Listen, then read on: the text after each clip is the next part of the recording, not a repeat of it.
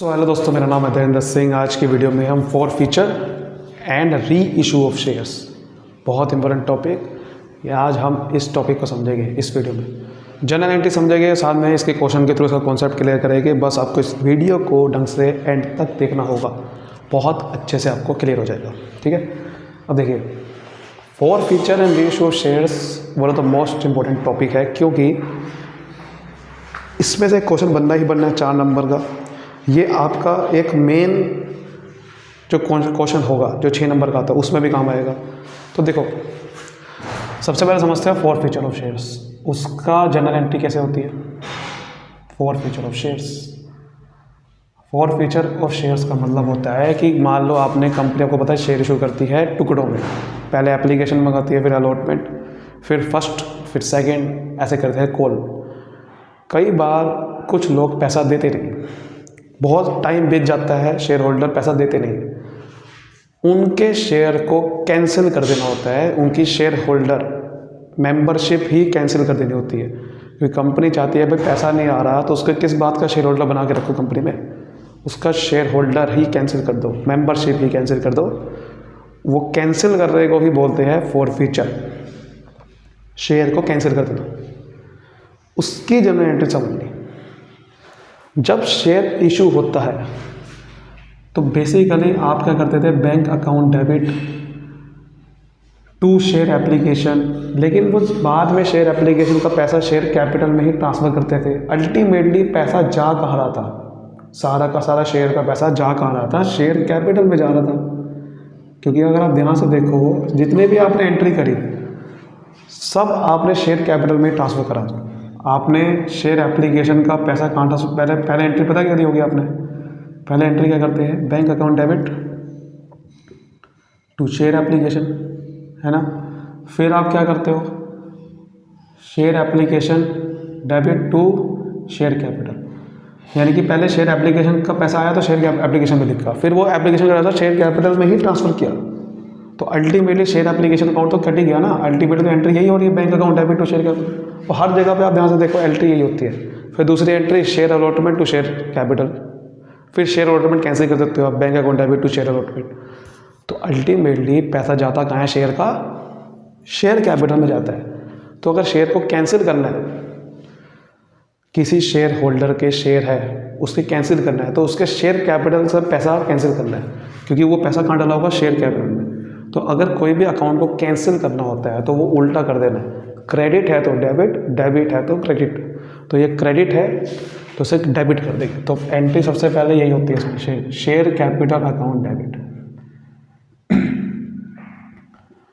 जितने उससे शेयर मंगाए, कोल्ड अप कितना किया उससे होती है, ध्यान रखना बात, कोल्ड अप, ठीक है, मतलब कि उसने कहाँ तक पैसा दिया। कोल्ड अप नहीं, इसे आप पेड अप कह सकते हो, पेड अप, पेड अप मतलब कहाँ तक उसे पैसा देना था। मान लो एक शेयर पे 10 रुपये देने थे, ठीक है, उसने 2 रुपये दिए एप्लीकेशन पे, उसने 3 रुपये दिए अलॉटमेंट में, उसने फर्स्ट कॉल पे 2 रुपये देने थे, यहीं पे ही उसके शेयर फॉर फीचर करते हैं। अब मुझे एक चीज़ बताओ, उसको पैसा कहाँ तक उससे लिया, कहाँ तक लिया, ठीक है, कहाँ तक लिया, मैंने उससे यहाँ तक लिया 2 3 2। तो सवाल यहाँ पर यह है कि क्या 10 रुपये से एंट्री करूँगा यहाँ पर या फिर 7 रुपये से करूँगा। उसका शेयर कैपिटल अकाउंट में पैसा मैंने कहाँ तक डाला वो आपको सोचना है। 7 रुपये तक डाला ना, आगे तो मंगाया ही नहीं उससे मैंने, तो 10 रुपये से कैसे कर दूंगा एंट्री। तो इसलिए मैं कह रहा हूँ पेड अप, उसने कहाँ तक दिया पैसा, कहाँ तक उसने दिया, यहाँ तक दिया, यहाँ उसने पैसा देना था उसने दिया नहीं है, मतलब इसमें कहाँ तक उससे पैसा मंगाया कह सकते हो, और उसमें से कितना दिया कितना नहीं दिया, उससे टोटल अमाउंट को ट्रांसफर यहाँ पर डेबिट कर देगा, ठीक है। तो जितना जहाँ तक भी उससे पैसा मंगाया था और उसके फॉर फीचर करने से पहले जहाँ तक भी उससे पैसा गया, उतने उसके हिसाब से उसका शेयर कैपिटल अकाउंट को डेबिट कर दो, समझ गए। उसके बाद कई बार क्या होता है, सिक्योरिटी प्रीमियम भी तो आता है। मान लो सिक्योरिटी प्रीमियम भी उससे मंगाया भाई साहब।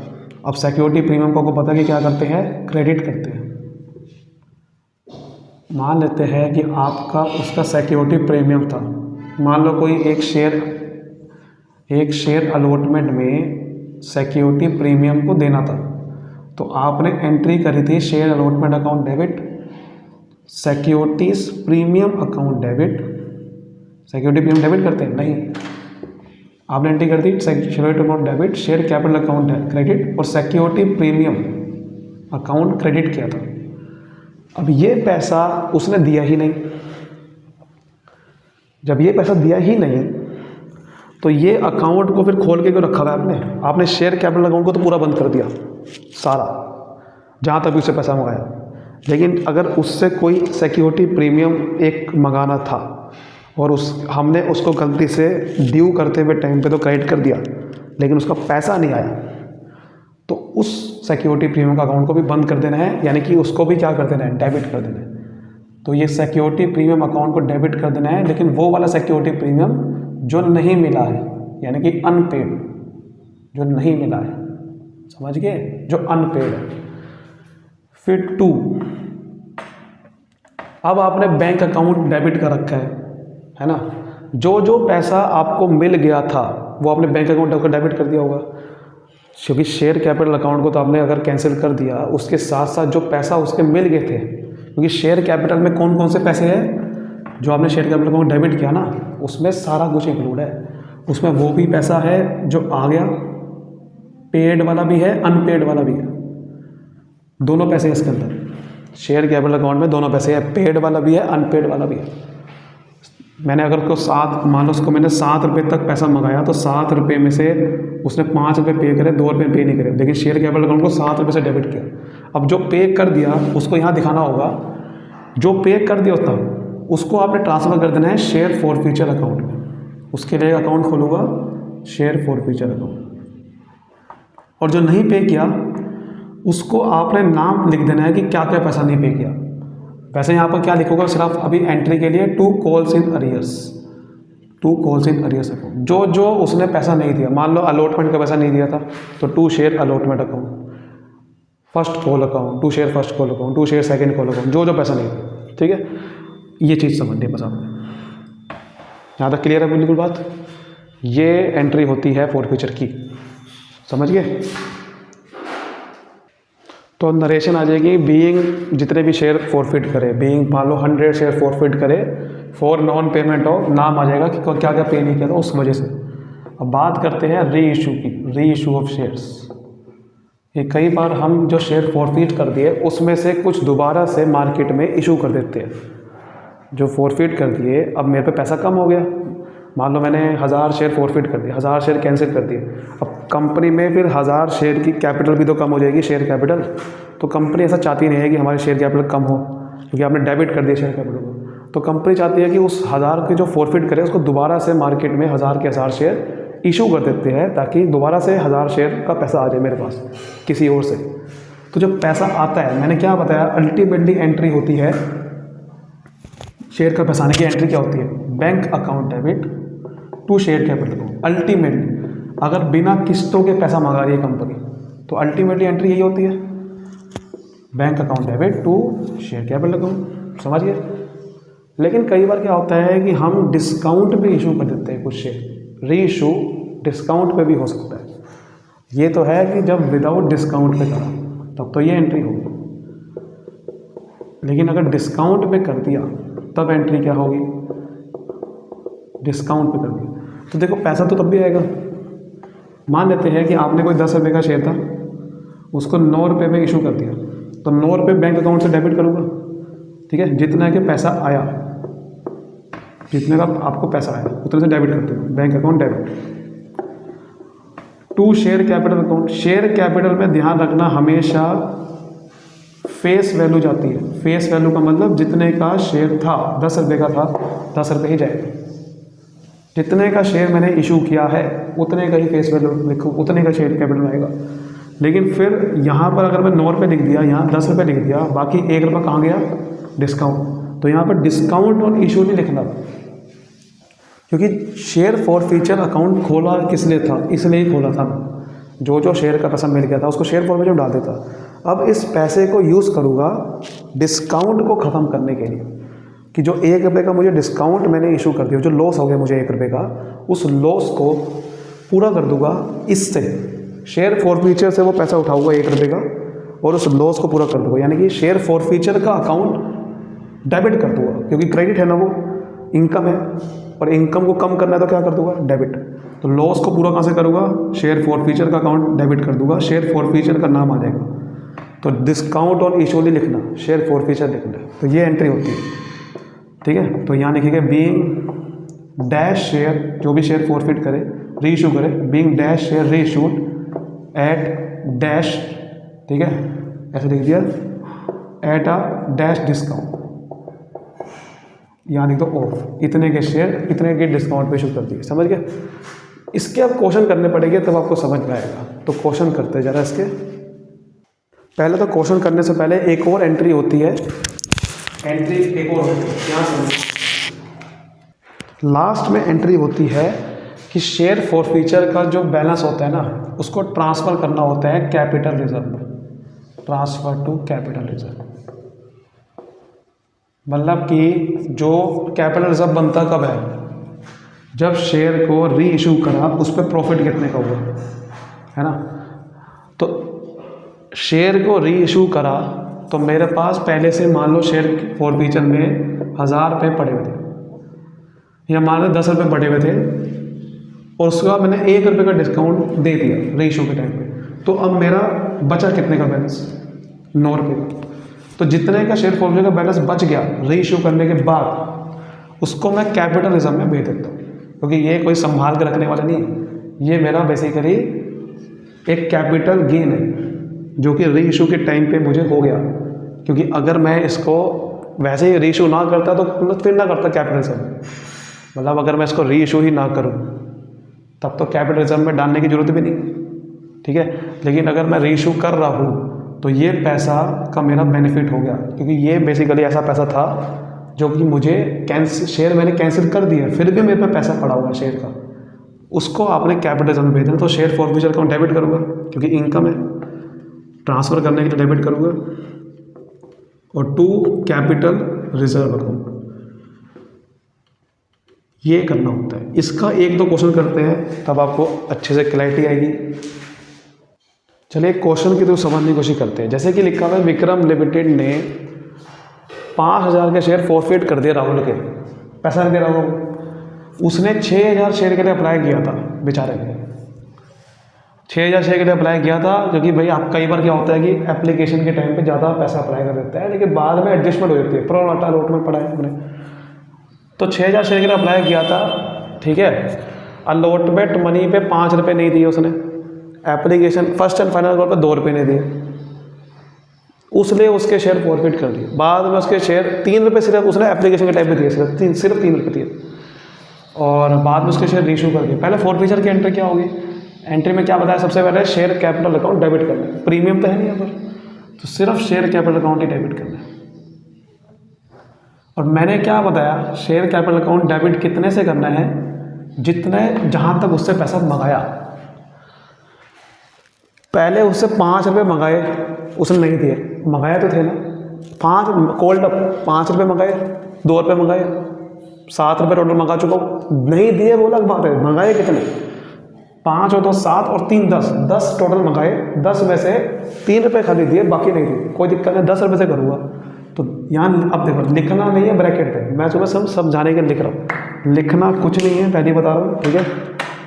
मैं तुम्हें सिर्फ समझाने के लिए लिख रहा हूँ। देखो 5000 शेयर फॉरफिट करे, 5000 रुपये शेयर कैपिटल अकाउंट को 10 रुपये के हिसाब से डेबिट करना है, तो मतलब 50,000 रुपये करना पड़ेगा। सिक्योरिटी प्रीमियम अकाउंट डेबिट नहीं करना क्योंकि है ही नहीं। फिर 2 जो पैसा आ गया उसको शेयर फॉरफीचर अकाउंट में डाल देना है। तो शेयर फॉरफीचर अकाउंट में कौन सा पैसा डालना है, जितना आया 3 रुपये।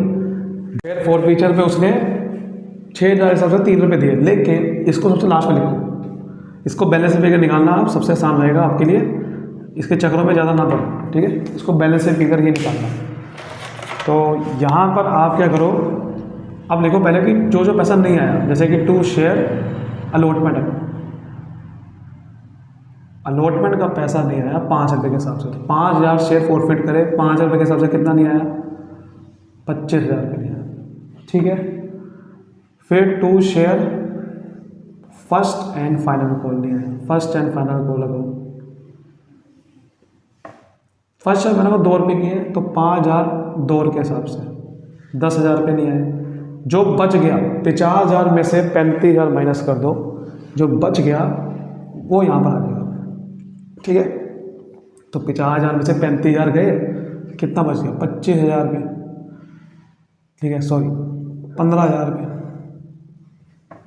या ये बैलेंस से निकालने वाला बड़े रहेगा सबसे, या फिर आप निकालना चाहते हो तो वही 5,000 के हिसाब से 3 रुपये की एप्लीकेशन में पैसा है ना, तो 15,000। 6,000 नहीं लिख देना, क्योंकि जो एक्सेस पैसा आया उसका वो एडजस्टमेंट कर दी होगी, उसकी प्रो राटा अलॉटमेंट कर दी होगी, ठीक है। ये तो हो गया, ये तो हो गया फॉरफीचर। री इशू की एंट्री करते हैं। री इशू की एंट्री क्या होगी, उसने 3,000 शेयर री इशू करे 12 रुपये के हिसाब से, फुली पेड अप। तो 3,000 शेयर पे 12 हिसाब से पैसा आएगा, तो बैंक अकाउंट डेबिट होता है पहले, तो री इशू का आपको मैंने पता है कितना पैसा आया सर, 3,000 शेयर पे 12 रुपये का पैसा आया, 12 रुपये का मैंने एक शेयर में इशू करा ना, तो 36,000 रुपये आया। लेकिन सर शेयर कैपिटल में कितना आएगा, देखो फुली पेड अप के हिसाब से किया, फुली पेड अप का मतलब एक शेयर कितने का था, अगर आप ध्यान से देखो एक शेयर 10 रुपये का ही था, एक शेयर 10 रुपये का था, क्योंकि टोटल पैसा 10 रुपये ही हमने उससे मंगाया था। आप ध्यान से देख सकते हो, क्योंकि फर्स्ट एंड फाइनल कॉल लिखा है, फाइनल कॉल का मतलब इसके बाद कॉल ही नहीं है कोई, 10 रुपये से ऊपर कोई पैसा मंगाया नहीं। तो टू शेयर कैपिटल अकाउंट 10 रुपये के हिसाब से जाएगा, इसमें फेस वैल्यू जाती है तो 30,000 में जाएगा। बाकी जो एक्स्ट्रा पैसा आ गया उसको हम, जैसे मैंने पीछे बताया डिस्काउंट पे करते हैं, लेकिन कई बार प्रीमियम पे कर देते हैं। तो जो प्रीमियम पे इस बार कर दिया मैंने, 10 रुपये का शेयर 12 में कर दिया, तो उसको कहाँ डाल देते हैं, सिक्योरिटीज़ प्रीमियम अकाउंट में डाल देते हैं। फिर अगर प्रीमियम पे कराए, सिक्योरिटी प्रीमियम अकाउंट 6,000 से कैड कर दूँगा, क्योंकि 3,000 का 2 रुपये के हिसाब से, 2 रुपये का है ना, 10 रुपये का शेयर 12 में कर दिया। अब तीसरी एंट्री क्या मैंने बताई थी, कैपिटल रिजर्व वाली, वो कैसे निकालते हैं, देखो आपका फॉरफीचर में 15,000 का बैलेंस था, आपने इशू कितने कर दिए, 3,000 के शेयर, लेकिन ये फॉरफीचर में जो 5,000 के हिसाब से बैलेंस है, फॉरफीचर जो बैलेंस है ना वो 5,000 शेयर के हिसाब से है, समझ रहे बात को, ना कि 3,000 शेयर के हिसाब से। हमें ये देखना है कि जो मैंने 3,000 का शेयर इशू किया उसमें मुझे फ़ायदा कितने का हुआ, वही तो कैपिटल रिजर्व है। मेरे को पता है कि भैया 3,000 शेयर इशू किया, उसके हिसाब से मुझे ये देखना पड़ेगा कि मेरा फॉरफीचर में बैलेंस कितना है, वही मेरा फ़ायदा है। फॉरफीचर में जो बैलेंस पड़ा है ना वही फ़ायदा है। फ़ायदा का मतलब यह है कि भैया मैंने जो पैसा इशू किया और उसकी वजह से मुझे जो फ़ायदा हुआ, ठीक है, मैंने पैसा इशू किया और मुझे पहले से वो पैसा पहले से था, 15,000 में मेरे पहले अकाउंट में है, कैंसिल करने वाले। आपने शेयर इशू करे 3,000 के करे, तो 3,000 के हिसाब से जो आपका पैसा आया हुआ है इसके अंदर, वही आपका कैपिटल प्रॉफिट है, और उस कैपिटल प्रॉफिट को कैपिटल रिजर्व में भेजना जरूरी है। मेरी बात समझ रहे हो, जितने के शेयर इशू करे, ध्यान से समझना बात को, अगर ये समझ गए तो बहुत बढ़िया हो जाएगा। जितने के शेयर इशू करे उतने शेयर के हिसाब से आपका शेयर फॉरफीचर जितना बैलेंस है उसको आपने कैपिटल रिजर्व में भेजना है। अगर डिस्काउंट भी दिया था तो डिस्काउंट को माइनस करने के बाद जितना बैलेंस बचा उतना भेजना होता है। फिर यहाँ डिस्काउंट वाला क्वेश्चन अभी है नहीं, लेकिन अभी क्योंकि हम सिंपल वाला कर रहे हैं, लेकिन ये बात समझ में आ रही है, जितने के शेयर इशू करें, तो 3,000 के शेयर इशू करें तो 3,000 के हिसाब से शेयर फॉरफीचर बैलेंस कितना है, 5,000 के हिसाब से तो 15,000, तो 3,000 के हिसाब से कितना होगा भैया, एक शेयर पे देख लो ना कितना मिला, एक शेयर पे फॉरफीचर पे 3 रुपये मिले, तो 3,000 के हिसाब से 3,000 के हिसाब से 3 रुपये कितने मिलोगे, 9,000 रुपये, तो यानी कि 9,000 रुपये का कैपिटल रिजर्व पड़ेगा। समझिए कि 3 रुपये एक शेयर पे मिले, बस आपको ये निकालना है। अगर आपको ये गिवन ना होता तो कैसे निकालता, तो मैं ऐसा निकालता कि 15,000 रुपये मिले एक शेयर, और शेयर कितने फॉरफिट करे उससे डिवाइड कर देता, तो आपको समझ में आ जाएगा कि एक शेयर पे कितना मिला, जितने शेयर फॉरफिट करे उसे डिवाइड कर। तो यहाँ पर ट्रांसफर करेंगे तो क्या लिखेंगे, share forfeiture account debit to capital reserve 9,000 रुपये, ठीक है। जितने के शेयर इशू करे उतने शेयर के हिसाब से कितना का शेयर फोरफीचर का बैलेंस है, क्योंकि वो आपका प्रॉफिट है, क्योंकि वो पैसा पहले से आया हुआ है आपका, वो प्रॉफिट है, उसको ट्रांसफ़र करना है। समझ गए? तो आपको पहले देखना पड़ेगा जितने के आपने 3,000 शेयर इशू करे, 3,000 के हिसाब से कितना बैलेंस है, 9,000 रुपये। अगर इसमें कोई डिस्काउंट दे देता, मान लो आपने डिस्काउंट दे दिया इसके अंदर 2,000 रुपये का, तो 9,000 रुपये का तो बैलेंस था, लेकिन 2,000 रुपये का बैलेंस कम हो गया, तो जो बचा वो भेजना है। तो आज की जो वीडियो है उसमें तो हमने बेसिक क्वेश्चन करा है, बेसिक एंट्रीज करिए। आगे आप इसकी एक सेकंड पार्ट भी बनाएंगे कुछ, इसमें हम बढ़िया क्वेश्चन करेंगे थोड़े आगे, और ये क्वेश्चन आते हैं बोर्ड एग्जाम में, कम ना समझना ना छोटे बड़े क्वेश्चन को, ठीक है ना। और एंड्रेशन आ जाएगी being balance of share forfeiture in respect of share reissued transfer to capital reserve. Share reissue के हिसाब से कितना बैलेंस था उसको ट्रांसफर करना है। तो thank you so much, all the best. मिलते हैं अगली वीडियो में, तब तक bye bye, thank you so much. आज के आने वाली वीडियोस को फॉलो करिए और ये वीडियो पसंद है तो शेयर करिए। Thank you.